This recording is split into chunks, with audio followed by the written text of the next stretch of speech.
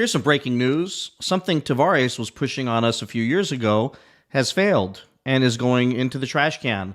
Let me share the clip from Carlos so we can go down memory lane real quick with some of his ridiculous down-speaking to all of us as though he had the future in his hands and we were all going to like it whether we liked it or not. Check this out. And also, to a certain extent, the way that will allow us to let a high number of customers enjoy those systems, which means affordability.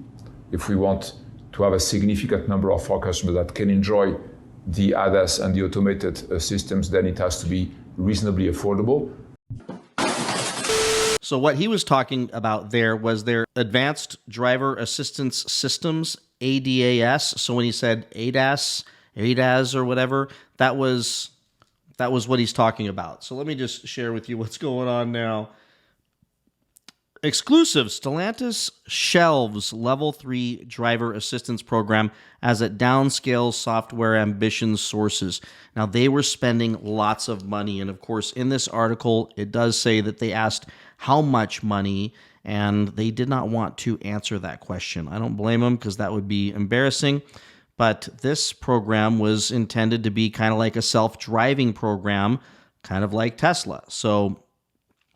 So that was going to be one of their competitive advantages, and I believe it was going to be tied to all those different subscription services. So here's where it explains it was auto drive program was ready for deployment, according to Stellantis, and a key pillar of its strategy.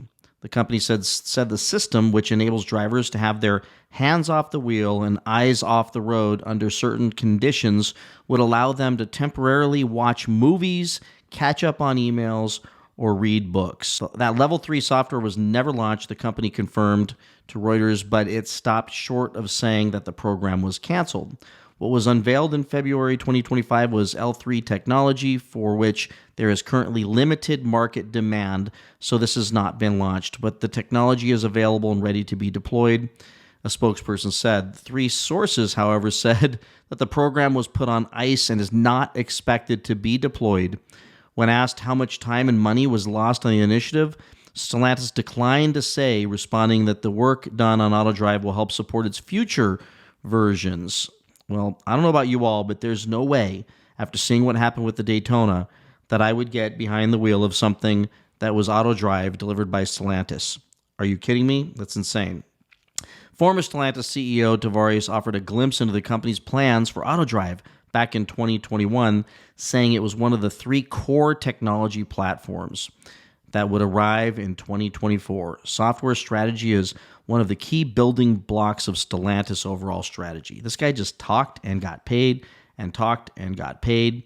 And let me just share with you what I was able to find. Of course, you've got the Stellantis employees on Reddit talking about it, and their overall gut check is that they're probably going to outsource this. So I went ahead and did some research, and I believe that's true because I don't think anybody at Stellantis is saying, hey, that's safe. Let's roll that out. As a matter of fact, I think a few people said, made some interesting comments here. How about this? Haha, I love the spin. It's ready, but don't think the market wants it. So we will throw it in the garbage. L3 driving is a huge L3 driving is a huge why buy it. Must be so sad that they are embarrassed to roll it out. The team was probably just lying to Sauron about its status. Silver lining is a good sign that upper management would scrap it instead of rolling out a terrible product. Great point. Let's go and look at what this was. So the ADAS system, adaptive cruise control, lane keep assist, automatic emergency braking, blind spot detection, and overall the self-driving, really maybe not as great a version, but a version of it. I don't know about you all, but I would not want anything to do with that. But here's where the math kicks in. That's kind of spooky. Now, it says here that Stellantis does not break down its spending in granular detail for the public reports. But here's what they're able to find here. However, the following can provide context on Stellantis spending and strategy for ADAS. overall R&D spending in 2023, Stellantis' total R&D expenditure was over $6 billion, and this figure was $6.259 billion in 2024. So we're looking at $12 billion, and this goes back to tying it to electrification and other technologies. So $12 billion, that's insane. But here's why I believe there's going to be some outside companies that'll bring it if they need it. Stellantis Ventures, the company's $325 million venture fund, has invested in companies that produce ADAS related technology. For example, in March 2024, Stellantis invested in Steerlight, a startup developing new LiDAR sensing technologies.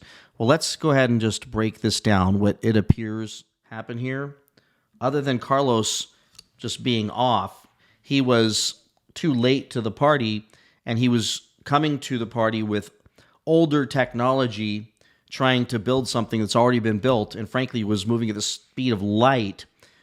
And now they would have to launch what would most likely be, just my guess and speculation, an outdated old product now that it's done, and it would be downright probably dangerous and not competitive in the market compared to other products out there. So they're going to invest in outside companies and maybe deliver something down the road. All I know is Carlos Tavares' idea fell apart once again, and now they killed another product, which frankly, I'm glad they did, because that was going to be another revenue source like Tesla charging, I don't know, $8,000, $10,000, whatever the hell it is for self-driving. These guys wanted to get in on that, and now they dropped all these billions of dollars.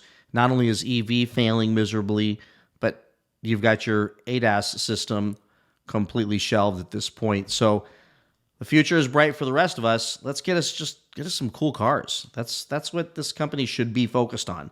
Let's get some cool cars. We don't need all this technology, and let's bring Dodge back and get the Hemi back. See you all in the next one. Don't forget to like and subscribe. Bye-bye.